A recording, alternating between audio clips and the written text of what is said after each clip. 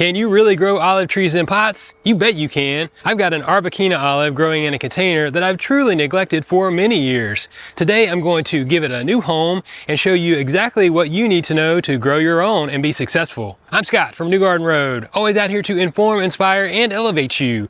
Encouraging biodiversity and restoring habitat is my mission, one garden at a time. Olive trees are suitable for growing in-ground or in containers, but the number one thing you want to assure is that they have good drainage. So if you have heavy clay, you want to amend that with some type of mineral such as decomposed granite or expanded shale, and compost will go a long way to increasing the drainage as the microbes will work that soil and make it more suitable for water to pass through. Poor drainage is the number one killer of olive trees, so make sure you've got good drainage whether you're growing it in the ground or in a pot. Here's my Arbequina olive tree. Despite how it looks, it's grown really well, and it's actually flowered a little bit this season. Although it's a fairly compact variety, it just needs a bit more weight and root space to develop. So I've chosen a terracotta clay pot to grow this olive tree in. This has got a 16-inch diameter. It holds roughly about 10 or 12 gallons of soil. This has proven to be a sturdy base for some of my citrus trees, which grow a bit taller in the 6 to 8 foot height range, and I think it's going to be perfect for this olive tree. And for the growing medium, I've chosen the Happy Frog potting soil. It really smells good. It's also been inoculated with bat guano and earthworm castings. It drains really well, and it's chock full of nutrients and beneficial microbes. And I know this is really good stuff because I've been using it for years, and I will be adding some fertilizer just a little bit. This is the MicroLife multi-purpose. It's a 624. This is a slow release organic fertilizer that's going to promote that leafy green structure, those evergreen leaves that we want in our olive trees. There are many olive tree varieties that you can choose to grow, but in my Central Texas garden, we are in zone 9A. I really love the Arbequina. This one is hardy to 15 to 20 degrees, so it does require some protection, and that's why it survived thus far, because we get quite cold in the winter. In the months of January and February, we can get into the teens or single digits sometimes. So protecting this tree from those freezing temperatures is vital, and growing it in a pot like this makes it much easier to do so. Additionally, the Arbequina variety has a compact growth habit, so it's not going to get too big growing in this pot. It will also be limited naturally by the container. As this tree flourishes, I may need to go in here after a few years and pull it out of the pot and shave off some of the roots. That will be a measure of about 1 to 2 inches, and then I'll put it back, add some fresh potting soil, and I'll likely do some pruning of the canopy at that point as well, just kind of limiting the size from top to bottom. That is a good way to keep them growing in a pot long term. The Arbequina is also a self-pollinating variety, but it will benefit from a pollinator, in which case you could look at such varieties as the Koroniki. I'm going to start off by adding some of my potting soil to this clay pot. I'm just going to eyeball it, probably in the neighborhood of 2 gallons based on the approximate size of the root ball of my existing olive tree.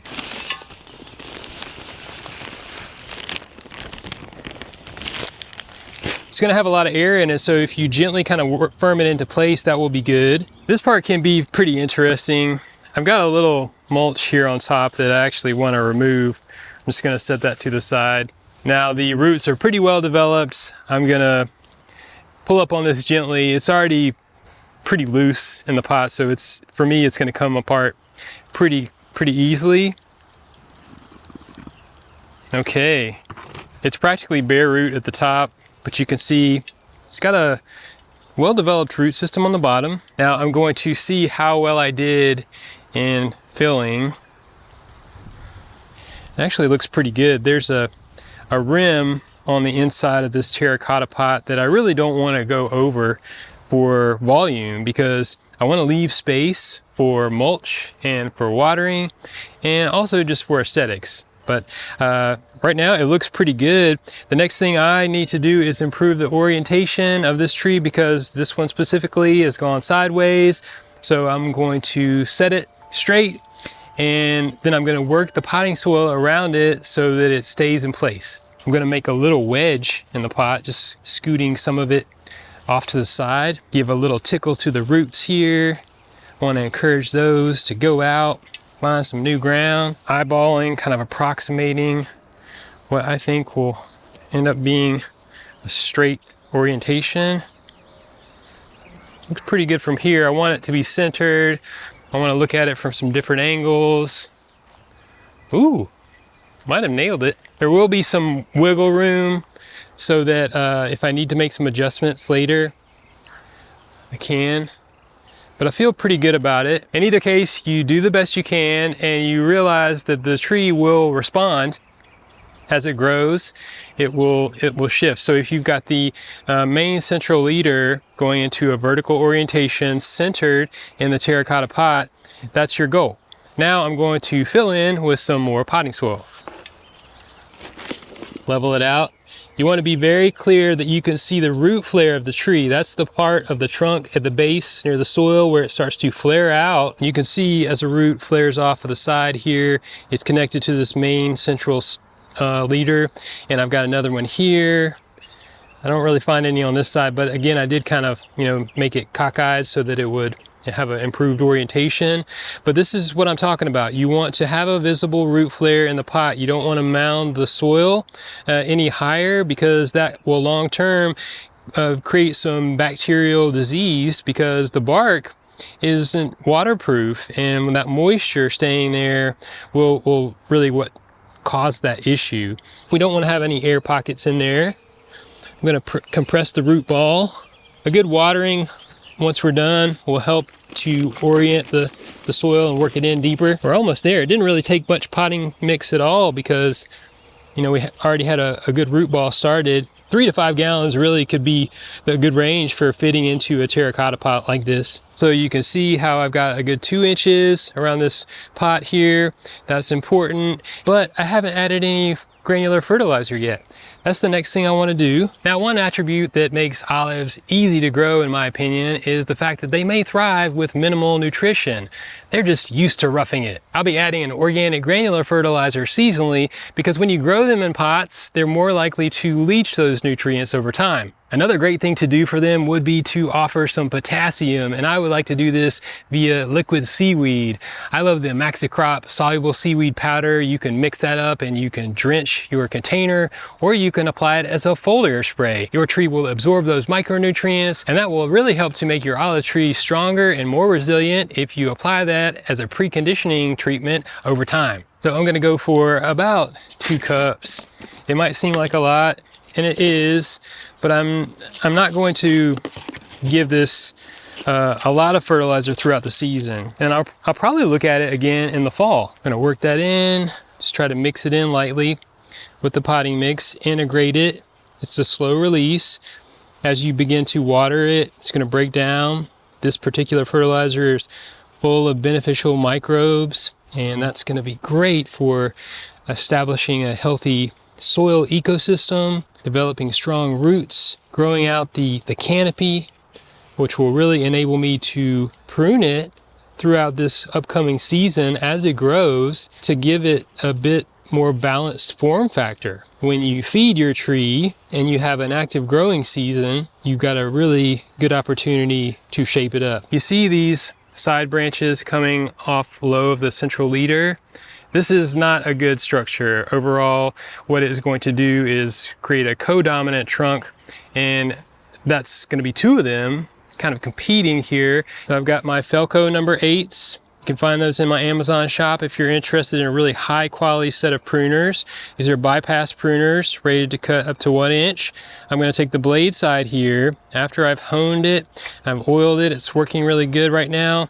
Take that blade side close to the trunk, and I'm going to go as close as I can without interfering with the collar, which you can actually see here, which will come over and heal after I've pruned it. So just like this, 1 clean cut. All right, we've got 1 more to go here. Okay, I need to add some mulch. I like the pine straw mulch. The reason I add mulch to my containers is because I want to help to conserve moisture. And I also want to keep weeds from coming in and flourishing. And lastly, I really want to protect the soil microbiome. So it's like a blanket or a pair of pants, if you will, for those microbes. And I want to keep everything as happy as I can in this pot so this tree will grow healthy. I'm going in with my pine straw here. You can see why I left some space in this pot. It's quite a messy mulch to work with, but over time it will settle, it will break down. And contrary to what you might read on the internet or hear from your pappy, this is not going to do a number on your soil pH and increase the soil acidity. Although you do have some volatile oil compounds in there that may be detrimental in some respects to soil life, it's going to break down and become more neutral over time. So I haven't had any issues whatsoever using the pine straw. I've got a good source for it here in Austin, Texas. I get it at the Natural Gardener in Southwest Austin, and it's really easy to work with. I can take it out when I want to add more fertilizer or amendments, and I can reapply it. So that's why I value it, and I feel like it's a sustainable product too. It's essentially, pine needles are leaves, so I'm mulching with leaves, which leaves would be another suitable alternative if you've got some in your yard. And again, you see how I didn't go too close up to the bark here. And if I need to, I can go in there just like that, create more of an opening, let that trunk breathe. Although olive trees are very drought resistant over time as they get established after planting, it is very important that you provide consistent moisture as they get growing. For the olive tree that I just potted up here, I'm going to be checking on it daily for the first couple of weeks. It's likely to hold moisture better in that bare soil that doesn't have roots developed in it. And I want to allow it to breathe and dry out a little bit. But I anticipate watering this tree daily for a short amount of time as the heat sets in our area. And my intention is to set up an automated drip irrigation system, one that I can customize to my container. But you can just as easily do this by hand watering. You're probably going to go for around 8 to 10 seconds of watering each time you get in there. But I always emphasize that watering is never a set it and forget it action. You want to make sure your soil is draining. Sometimes you need to check the drainage hole on the bottom of that pot. You can stick your finger into the soil and just see if it's moist at the tip of your finger down there a couple of inches. You should let it dry out a little bit longer. So there's a balance there. The tree will also communicate with you, and you have to pay attention to the environmental conditions. If you get a lot of wind or you get a lot of hot, dry weather, then you may need to adjust how much you're watering. And from there, you're set up for success. You simply want to prune it for shape, but remember, the olives will set fruit from new growth. I don't expect my olive tree to set up fruit this season. It might, and I have been growing it for several years, so it's got some good root establishment. But if you're getting one from a nursery or you're starting from scratch here, you should understand that root establishment is going to be what's important for the first 2 to 3 growing seasons. And then after that, they will become alternate bearing. So you won't have a bumper crop of olives each year. But as you do start to get some fruit to set up, what you can expect is an aromatic olive that will ripen from green to brown. And from that, you can make a mild olive oil. Now, I'm not expecting to grow a ton of olives and make a lot of olive oil from one container grown tree. But for me, I love growing this specimen. It's beautiful, it will flower, it will make olives, and yes, I may experiment making some homemade olive oil.